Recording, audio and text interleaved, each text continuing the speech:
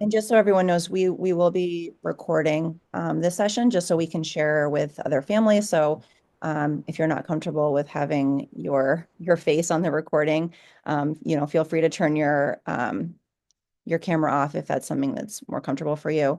We just want to be able to share this with families that aren't able to attend today.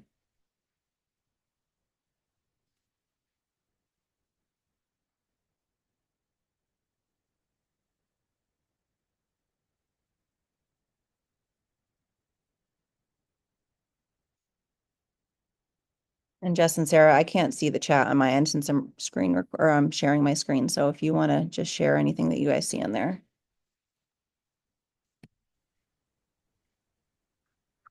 People didn't have middle school counselors, which I feel like is common Okay. then.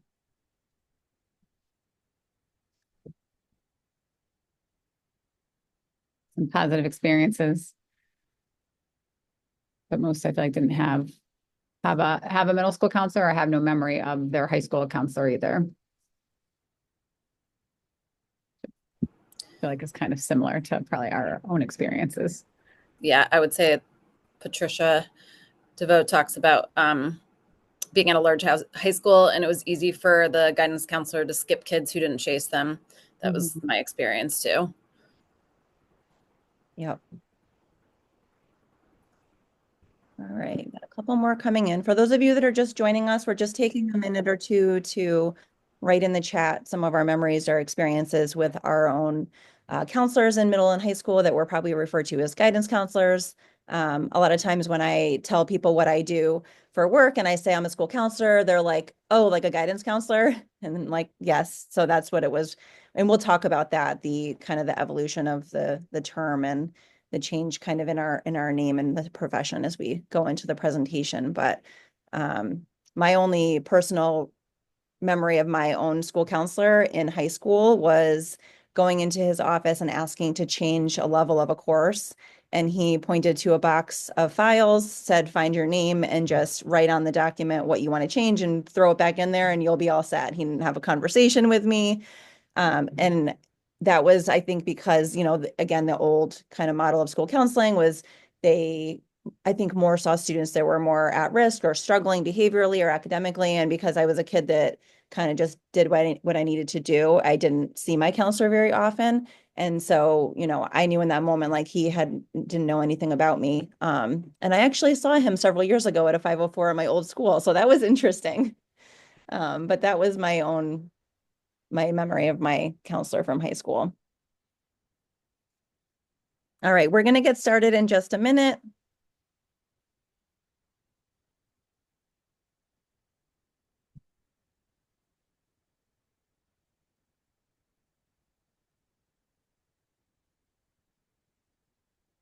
All right, so we want to first thank everyone for joining us today and happy Friday.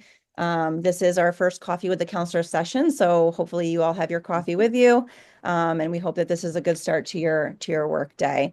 We really just like to do these kinds of sessions. We try to do 3 a year, just to connect with families and to kind of let our, school community and parent community know what we do as counselors in the school building. Because again, sometimes, we think back to, again, our own perceptions of what counselors did, and that really has changed. And so the purpose of today is to just kind of go over the things that we can help your student with here at McGee and the many different ways in which we support our students. So we're just going to go into introductions first. Ms. Hughes, if you want to introduce. Sure. I'm Sarah Hughes. I am the sixth grade school counselor.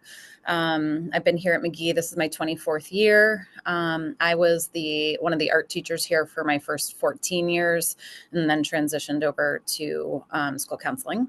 I am in deep with all of you. Having middle schoolers, I have three sons at home.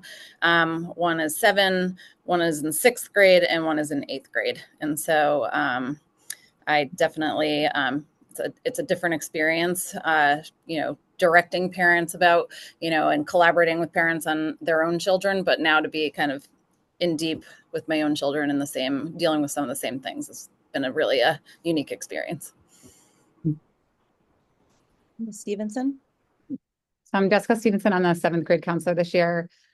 I've been a counselor for, I'm not even sure, over 20 years. I've been West Hartford here. I've done high school for a little bit and then have been middle school the rest of my life. So I'm around teenagers all day long. On a personal note, I am into anything health and wellness and how all of that affects kind of our mental health. I actually do not have any children, so I have 200 lovely seventh graders that I spend all of my time with. And then, Ash, do you want to go next? And then we'll have Daniela go. Yeah. So I am the eighth grade counselor this year, so I will loop back to sixth grade next year. We loop with our kids each year, which is really nice. So this year I'm the eighth grade counselor. I'm going to be assisting the students with all the transition activities for high school. But this is my 15th year as a school counselor prior to coming to McGee. So this is my fourth year here at McGee. And prior to that, I was at a magnet school, a grade 6 through 12 magnet school in Bloomfield. And that was where I started right after graduate school. So on a personal note, I live in Cromwell and I have a seventh grader. So along with Sarah, I am in deep with the middle school age right now and all the fun that comes along with that. So I have a seventh grader, a fourth grader, and a second grader. So I kind of have, experience in all different levels, both personally and professionally. And I think I already said I live in Cromwell, so close by. And my husband actually grew up in Berlin and went to McGee, which is kind of neat. So that's all about me. And then we also have, we're lucky enough to have an intern with us this year. Daniela, do you want to say a few words about what your experience looks like so far? Yeah, sure. So, hi everyone. I'm Daniela Kaplan. I'm an intern here at McGee, and I've been doing my internship here. So I go to UConn, and I work with all three grade levels. It's been really a cool experience, and I've been loving every second of it. So yeah, if anyone has any questions about like what it is that I'm doing and how I'm helping your kids, I'd be happy to help out. Great, thank you. And our last person that we want to introduce that we're really lucky to have joining us this morning is our new principal at McGee, Mr. Chris Sullivan. Mr. Sullivan, I don't know if you want to share a few words. Sure. Yeah. Thank you for the time, and families, thanks for taking the time to, this is a very valuable presentation. So Jess, Sarah, and Ashley, I know that this resource is definitely valued, in the community. Obviously, middle school is very transformative. We try to build independence with our students. But as you'll see through this presentation, it's all about the resources that you can also use to support your success. So I know that they're a huge cornerstone of that success at McGee, especially as you're going through all of these different changes in sixth, seventh, and eighth grade. Again, just personally, I also have a seventh grader at home, so living through the middle school lifestyle in a fifth grader as well. I'll be joining on December 2nd. Very excited to join the McGee community. And if you need anything in the interim, please feel free to reach out to me. I do have a district email. It's csullivan@berlinschools.com. And I look forward to working with all of you. Thank you, Mr. Sullivan. All right. So I've already touched on this a little bit, and I also just want to mention, if you do have any questions as we go through, just put them in the chat, and then at the end of the session today, we'll definitely go through and try to answer any questions that you have.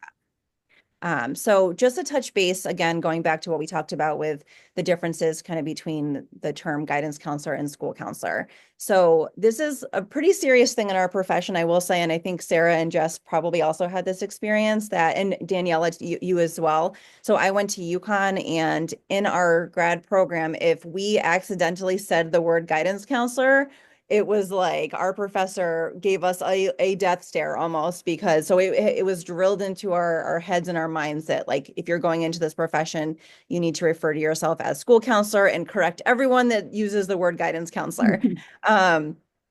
And even recently, my brother went on a work event, and he's not in education, and he was talking to someone whose wife was a counselor, and he was like, "Oh, did you know that your name is school counselor, not guidance counselor?" And he told him all about it. And so it's definitely a thing, obviously. But I think the biggest thing is like educating people on like what the difference is and like why it's such a big deal that we have this name shift. And so again, the terms are sometimes used interchangeably, but they do reflect different approaches and evolving roles within education. So on the screen is just like a little bit of a breakdown between the differences. So guidance counselor is, the old model. It's again who you admit this person. It's who you probably remember when you were in school. And so guidance counselors used to have more, I would say, minimal training, or sometimes it was just a certificate program, whereas the new model of school counseling requires a master's degree or higher. And I will say that, Jess, Sarah, and I all actually have our license in professional counseling as well. So sometimes you'll see that. Again, another difference is with the old model is more of a focus on career and college readiness. So when we used to think of that counseling model, it was more like, how are they helping with college, getting them ready for college prep? Maybe someone that helped with, college recommendations, or maybe someone that just worked with the more at-risk students or the students that were more in need. And the new model is really a focus on the whole child. So social, emotional, academic, and career is really what our department and current school counselors focus on. So we each have a caseload of about 200 students per grade, and we work with all of those students. So all of those students have access to us. They can request appointments to meet with us. They can be a straight A student and still be meeting with us for whatever reason. So the focus again is really on the whole child and meeting the needs of every single child, no matter what, because even if it's a straight A student with a perfect home life and involved families, that student still needs us just the same. So we really work to meet the needs of all of our kiddos.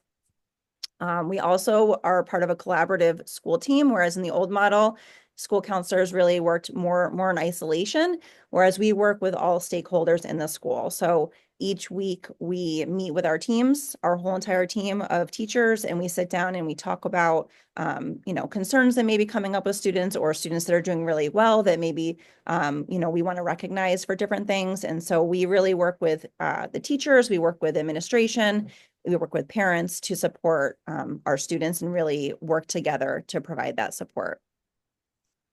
Okay, so that's kind of just an overall view and kind of like an explanation of what the difference is really today. All right, so Mr. Sullivan touched on this a little bit, but the developmental needs of middle schoolers are vastly different from what the needs are of elementary and what the needs are in high school. So middle school is a really unique time for our students where they're really starting to form their identity and develop their interests further. There's lots of different transitions. So starting from, puberty and all the hormones and changes in their bodies to socially where they're trying to find new friends. I think especially here at McGee, the students join us from the different elementary schools in district. So, some students have a really hard time with that because they've been with the same group of students throughout elementary, and now there's all these new people that they have to meet and kind of form these new connections with.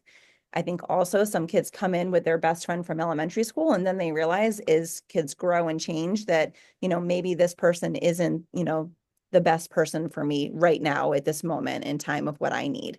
So they're trying to navigate all that. They're trying to navigate the social along with the changes in their bodies and learning to manage all their emotions that come with that.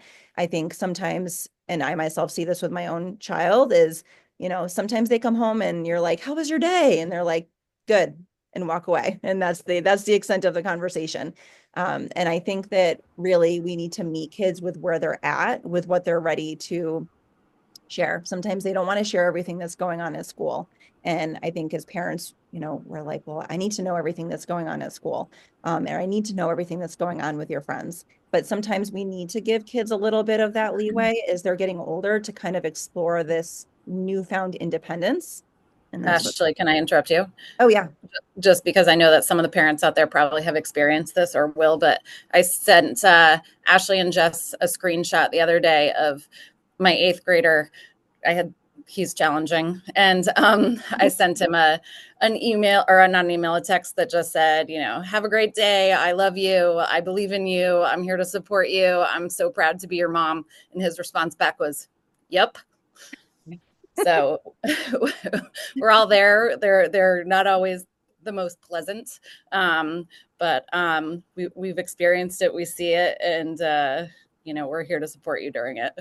Yeah, and I think in those moments, it's sometimes easy to think like you're doing something wrong as a parent because your child's not confiding in you or sharing this stuff with you. And I think it's important as a parent to remember that, like, your kids are going through a lot right now. So sometimes that's all they can give in the moment. And they don't always want to share everything because again, they're starting to, feel like certain things are just for them to hold on to or for them to know. And, you just have to give kids the space. And so sometimes I'll say like, okay, if you want to talk to me later, like I'll be here waiting, kind of thing to let them know.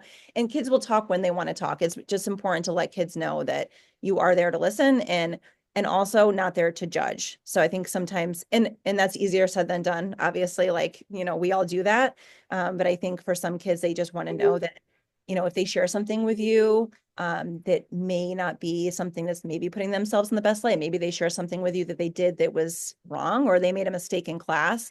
I think the biggest thing is just letting kids know that like you're going to make mistakes and things are going to happen. You're going to maybe fail a test or a quiz that maybe you didn't study for. But the important thing is helping the kids to learn from that and letting them know that they can come to you with those things and you're not going to necessarily, come at them in a negative way, which sometimes we do have to, right? Some kids do need consequences for things that happen, but just allowing for that space, I think, for kids to feel like they can come to you with those things is really important.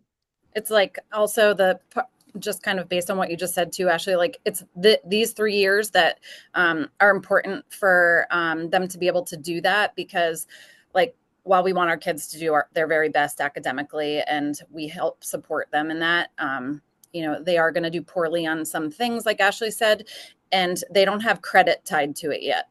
They don't have that consequence yet.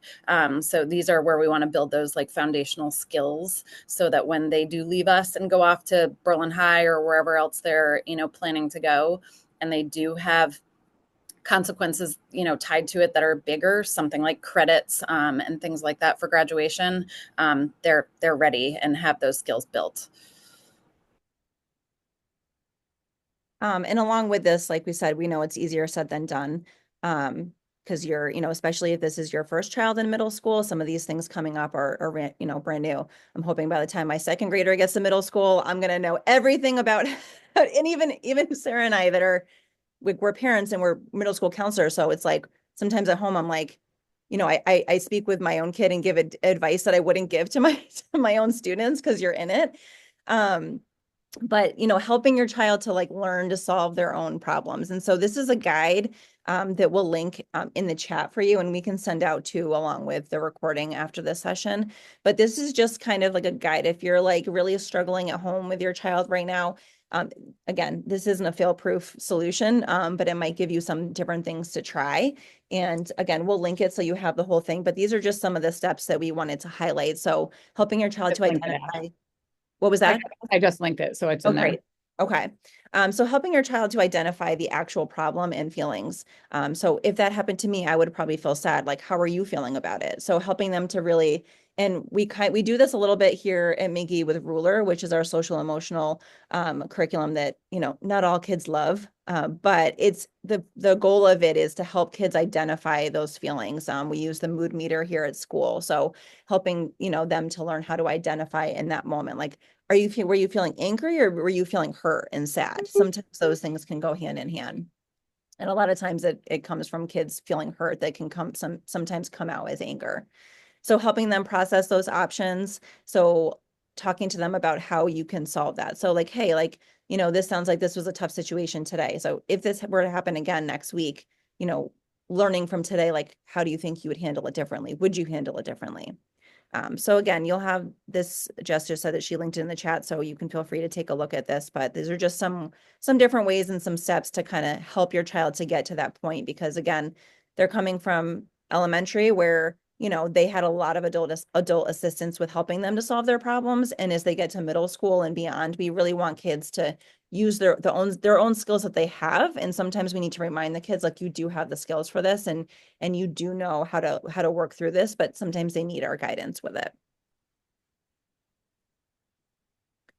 All right, and now Jess Stevenson is going to go into how do we meet this need? How do we support students with, all of these things that we just talked about? Ash, are you still screen sharing? I don't see the PowerPoint anymore. I am. Does everyone else use yet? Okay. Yes, I still see it. Do you want to come into my office? No, that's okay. So strange. Okay. Just if I'm in the wrong spot, let me know because I can't see where we're going, but I had like little notes anyway, so I think I know what I'm talking about. I can follow my paper. Okay. So the first, let me just grab so I can make sure I'm actually talking about what you're seeing. We're on the Ask a domain page. Yeah. All right. So ASCA stands for American School Counseling Association. It's our national professional organization.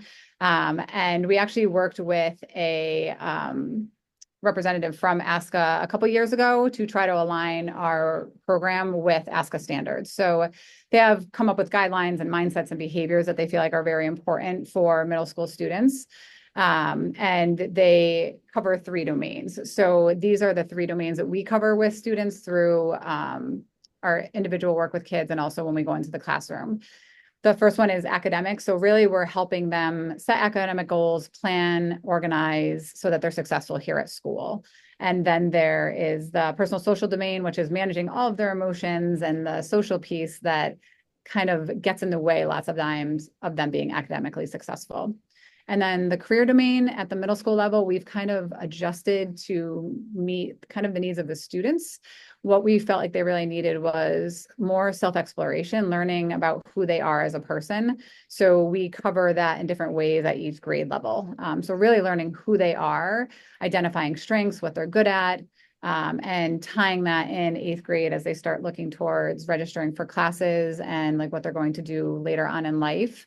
To help them hopefully find a meaningful career that aligns with their values, strengths, interests. So those are the 3 ASCA domains we cover, and then I'm going to talk a little bit about how we cover those. Did you switch the slide, Ash? Yep. Okay. This is an interesting way of doing it. Yeah. So how do we meet these needs with our students and with families? The first thing is we collaborate with the educational team. So Ashley talked about this a little bit at the beginning, but we meet regularly with administration. So we meet once a week with our administrators to talk to us about trends and what's going on with our students. And then we meet weekly with all of the teachers to either discuss specific students or just things that they're seeing on team and how we can best support the kids and make plans depending on what the needs are.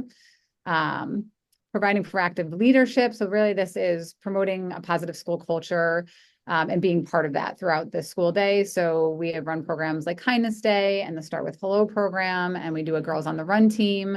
That's a social emotional learning curriculum that ties that to running that we do after school starting in the spring.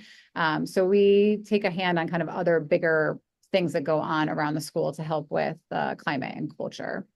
And then we advocate for our student needs through a developmental comprehensive school counseling program, which is really a data-driven program. So we build our program based on looking at things like attendance and grades and how kids are just doing overall to drive what we do with them. And just to add in, I don't know if this comes up later, Jess, but so we do, as part of the comprehensive school counseling program, we each do 5 lessons per. Yeah, with the next slide. On the next slide. Okay. Next couple slides, actually. Yeah. So as Ashley was saying, that's a good segue, Ash. So the way we deliver services are through classroom lessons. We do go into each classroom, but roughly 5 times a year, sometimes more if a need arises, if there's something that's going on and teachers come to us and like say, wow, the kids are really struggling with this. Can you do something with them? And then we also run groups throughout the year that is also based on the different needs that arise, and then individual counseling. So in the next couple of slides, I'll explain a little bit more about each of those and what that might look like for your child. I just switched to the next one. Okay, thank you. So example of some of the lessons, these might change year to year, but we try to have some type of like scope and sequence. So that what we do in 6th or what we do in 7th and 8th builds off of what we did in 6th. If you have a 6th grade student, we have actually started going down to the elementary school and meeting with your child in 5th grade at the end of the year. And we do a transition lesson, letting them ask questions, get used to us so they get to see our face and know who their support is in the building, but also to answer questions for them so they know what to expect when they get up here. And then we do those self-exploration lessons that I talked about in the last slide. We focus on identity and values in 6th grade. So again, really, who am I as a person? And then I just did a strengths lesson with all the 7th graders. And then we'll pull that all together in 8th grade and talk a little bit more about tying that to careers. Safety skills. So we also touched on, we're going to change this a little bit this year and go into health classrooms to teach the kids the warning signs of suicide. Lots of times we get most of our information from the kids. Like they know if they've seen a change in behavior, or if there's something that's been posted online. So we teach the kids through this lesson what to look out for. And then it's very simple. Like we want them there's an acronym ACT, which is acknowledge, care, tell. So we want them to acknowledge what the friend said to them, show them they care, and then tell a trusted adult. So they're not doing anything with that information other than letting one of us know, or a teacher or somebody else they trust in their lives know about that. And social media is something we're going to add to our curriculum this year based off of, we've been reading the book, The Anxious Generation, and I highly recommend it. If you are entering that world of social media with your child, or do you give a cell phone or not give a cell phone? But there's new research coming out about the impact of social media and how it's affecting mental health of our children. So we're going to go in this year and also speak to them about that, so they are aware of kind of what we're seeing. You can flip that. Yeah.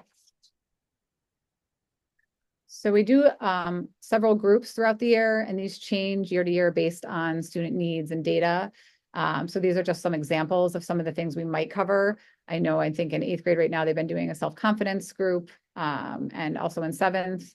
And so we've got other things to come based on kind of what the kids need now that trimester 1 is coming to a close. We'll probably do some academic based groups or executive functioning based groups based on kind of some of the things we're seeing. Did you switch? Yep. Okay. Individual counseling. So here are some reasons we might meet with your child individually, but we also meet with every child through minute meetings. These are quick meetings, like literally a minute to 3 minutes probably, where we're just doing check-ins with kids. And we do these at least 2 times a year, sometimes 3, just so they can get some face time with us. And then if there's other things they need to meet with us about for a longer period of time, we would set up meetings from there. But students are identified for support based on, most of I would say our things are self-referral, where students refer themselves and they will email us or stop us in the hallway and say, hey, can I meet with you about something? We also get teacher referrals when we go to those teacher team meetings. Lots of times they'll bring up a student and say, hey, I'm worried about this kid. I've noticed a change in their behavior, or maybe their grades have dropped. And then parents referrals, where parents will reach out to us because they're struggling with something with their child at home, or sometimes just counselor discretion. Sometimes like I'll be in the cafeteria and notice that a kid is no longer sitting with somebody. So I might grab them to check in to see what's going on. And sometimes we'll just check in randomly. If I haven't seen a kid in a long time, I might give them a pass just to see how everything is going. So if your child comes home and says that the counselor called them down, there's no need to worry. It's if there was something major going on that we were concerned about, we would reach out to you. So there are times we just do random check-ins with kids.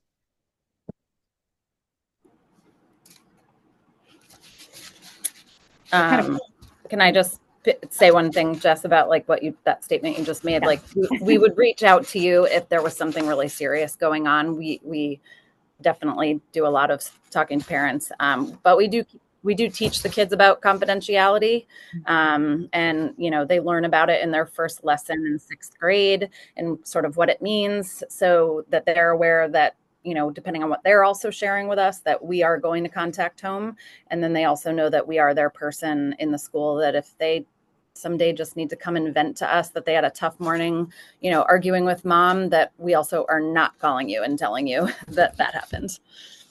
Definitely.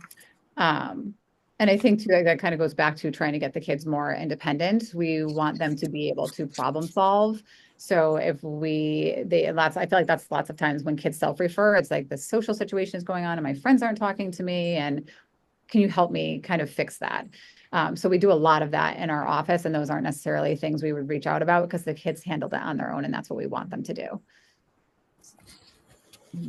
Next slide. All right. Yeah, now it's mine. So the idea of this is sort of like, how do we meet this need? How do we like figure out, how do we create these groups? How do we know what students need individually? What are we talking about when we're in our team meetings with teachers and whatnot? And basically, it's all data driven. You'll hear that in education in general, but even the school counseling program that we have is data driven. Power School gives us lots of information. We use it for all sorts of reasons. We just recently did a Power School training just to learn about more, like delving deeper into the data that is available on Power School to us to help create programs like this. But basically, we start with like identifying what our student needs are. We do this by reviewing like academic performance data, like test scores, grades, attendance records, a lot of those things that we would find in Power School or have at team meeting discussions. We review behavioral data, like students that possibly have, a greater number of discipline referrals or incident reports. And then we also have like survey type data. We periodically throughout the year survey our students through needs assessments. We will ask them things many times over through their 3 years here, like, who is your trusted adult? Who's your trusted adult in this building? Who is your trusted adult outside of this building?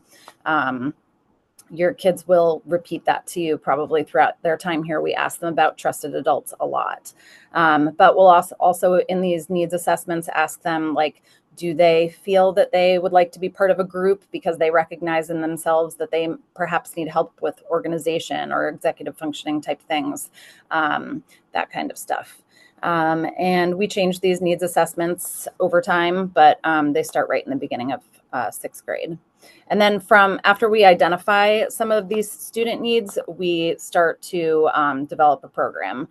We perhaps set small goals for individual students that we see are academically struggling, and we might do that as a team with the team that they're on and an administrator.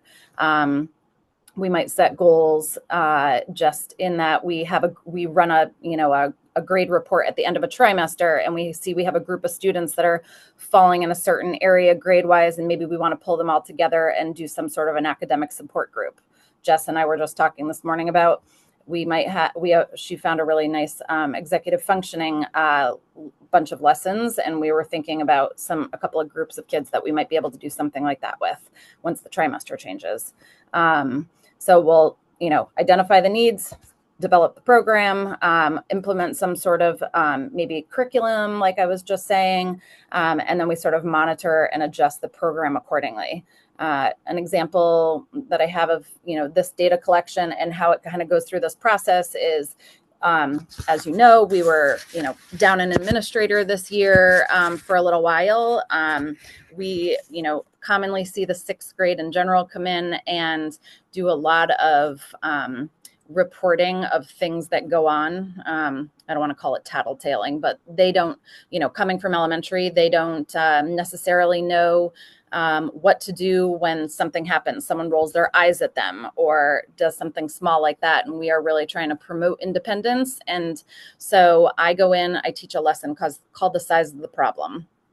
In this lesson, the kids basically learn how to identify how big or small a problem is.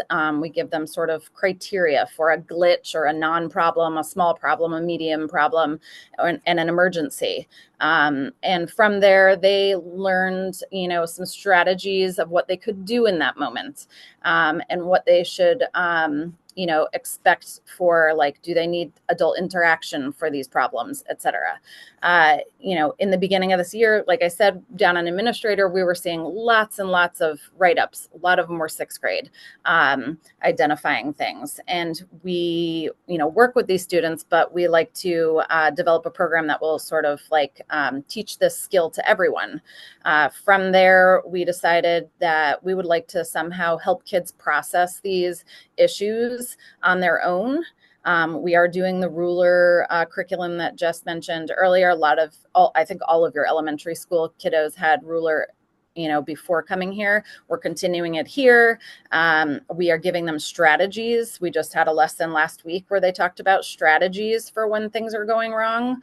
And so we sort of over the last week have developed a sheet we would like to use in all of the classrooms where kids can, take a little time out for 5 minutes, process through something that is challenging for them, practice a strategy, and get back to where we want them. And that is like working on whatever they need to be working on in their classroom. They don't need to leave. They don't need to report someone necessarily. Or if they do, we can follow up with them at a later time. So we identify that this is a need in our school. We're right now developing some sort of a tool to implement, this program. We created this sheet, and now we're going to probably use it just in 6th grade and see how it goes. And we will readjust as we see, how the kids are interacting with this worksheet that we hope to use. You can change the slide, Ash.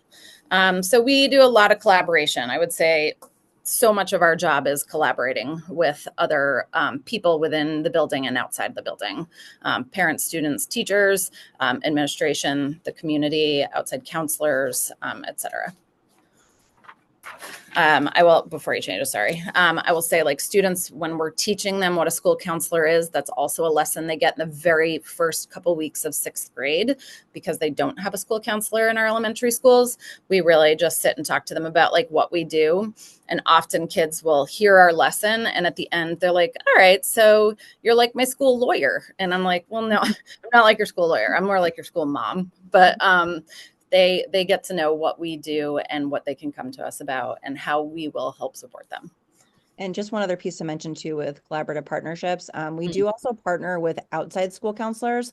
So if your child is seeing a counselor outside of school and you're open to us communicating with them, we just have you sign a release. And then that really helps because obviously kids spend so much time here at school. So if we can collaborate with an outside counselor on strategies that, they're teaching the student that we can help support here at school, we always try to do that as well. And just one more piece with resources. We do have a department Instagram page that we can share at the end, but we do often share different community resources that are available to your students, such as, counseling groups or different things going on in the community that we want to bring attention to. So we do share those also with our department page.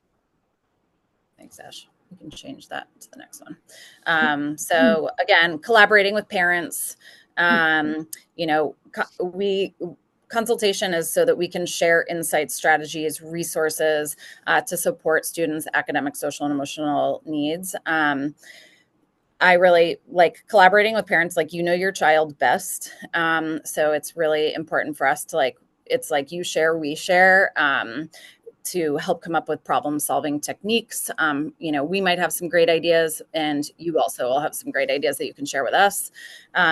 Advocating to help facilitate communication sometimes between parents and students. Sometimes kiddos will ask us I really want to talk to my parent about this, but can you help me? So we can even get involved that way. Or we really help students often communicate with teachers, coming from elementary level up to the middle school. Again, you'll constantly hear us saying we want to support independence. We really try to help students see your teachers don't just want to hear from your parents, they want to hear from you. So you forgot to do your homework. We teach them that's really called a glitch or a non-problem. And, how do we solve that? How can you show your teacher that oops, I made a mistake, it's going to happen, send them an email, go to them and let them know, things like that. But we also, for working with parents, we help you understand and navigate school systems so that you can best advocate for your child and do it effectively. And you can switch that, Ashley. We have a lot, Ashley kind of touched on this a little bit. We have a lot of collaborative partnerships. Again, outside counselors, if you ever are looking for an outside therapist for your child, we do have a list that we keep of just some names we know other students have worked with, or perhaps we've, worked with families that have worked with them. We can give you referrals. We will commonly talk to outside therapists, and as they come up with ideas or we have ideas, we share with each other. That's where we ask that you sign a release so we can do so. We work really closely with Berlin Youth Services. We run a group called Common Grounds. We have a group of 6th, 7th, and 8th graders that we do some really nice trips with that just promote more connection with people in the community, police officers, the people from Berlin Youth Services, our upbeat students that come down from the high school and help us. We do a lot of consulting and things like that with outside providers. Again, there's that little, I think it's down at the bottom where Ashley talked about our Instagram page. You can switch that. Okay. And this is just, if you're a 6th grade parent, you went to the coffee that we did specifically for incoming 6th graders. I sort of touched on both of these things already, but I just want to do it again. I think it's important information. Power School is a gift that students have been given, unlike when we went to school, where teachers had a red grade book that they kept in their desk and they wrote their grades in it for every assignment, and you never saw it. And then at the end of the marking period, you got a report card. We have, through technology and the way that time has evolved, they've been given the gift of Power School. It is both a parent tool and a child's tool where they can look into a teacher's grade book. They can see how they did. They can see if something's missing. Often I will tell you that teachers put in zeros just as placeholders, just to alert a student that it is missing. And even if they were absent, it might have a 0. It doesn't mean they didn't do it because they were, off task. It just might mean that, excuse me, that it's not been handed in yet. But it's a way for you to see inside of a teacher's gradebook. With that said, we don't recommend that parents are on it 24 hours a day, checking, all day long to see how it incrementally changes. A teacher does not have to put in a grade every single day. It might take them a little while to grade certain things and get the grades put in. We do tell students to also be checking this. They have it available to them on their class link right on when they open their Chromebooks. And we say at least once a week or twice a week, go in and check, see, do you have things missing that you perhaps thought you handed in? Or if you still think you handed it in, teachers make mistakes as well. Go check in with them and see, what has happened with it. But it'll give you an idea throughout the trimester on how your child is doing. Then we have Schoology, which will be the next slide. Schoology is not a parent tool. Okay. Schoology is a student tool. They actually don't provide, I have lots of parents that reach out to me and ask for their child's login information. We do not give that to parents. Schoology is something that your child can show you.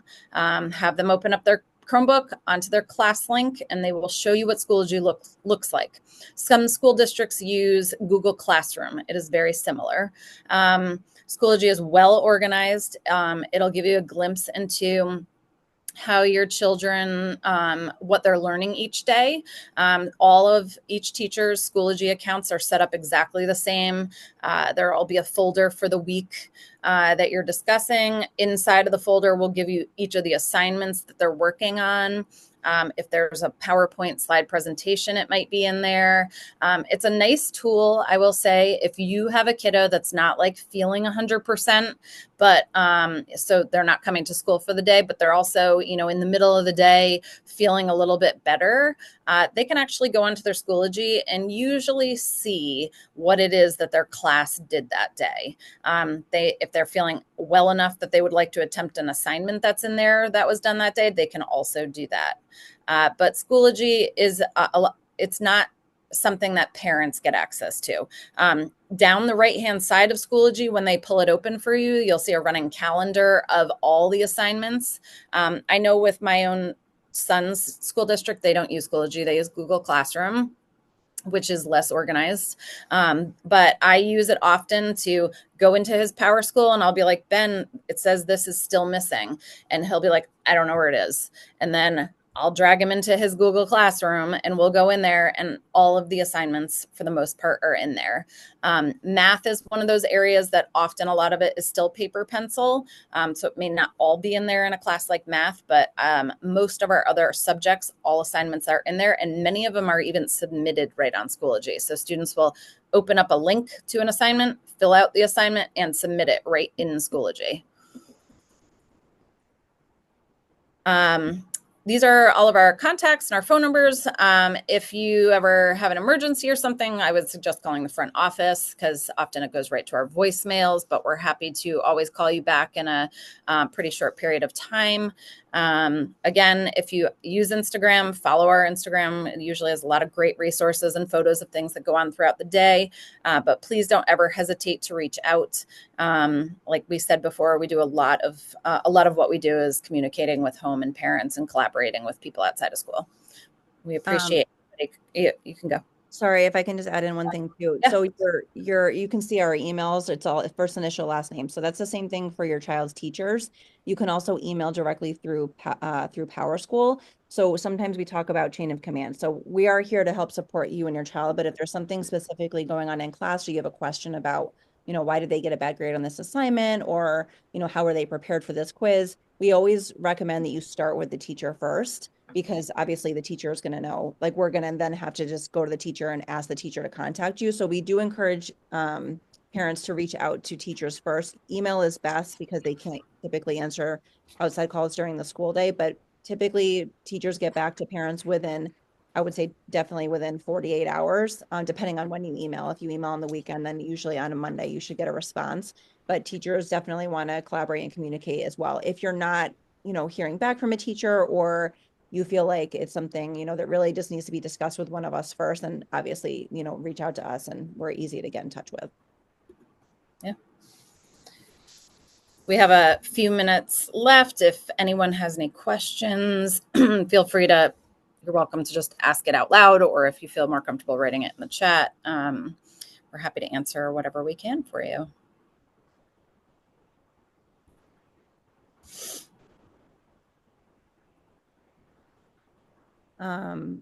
If I can't see in the chat, but I don't think there are any. Okay. I think either Jess or Sarah mentioned we do these a few times throughout the year. If you have a topic that you really have an interest in and you want to recommend it to us for a future coffee session, definitely shoot one of us an email, and we're happy to put something together. Have other interests. All right. If there's no other questions, then we'll wrap up. We thank you for joining us on your Friday morning, and we hope that this was informative and helpful, and reach out anytime to any of us. Thank you so much for joining. Thank you.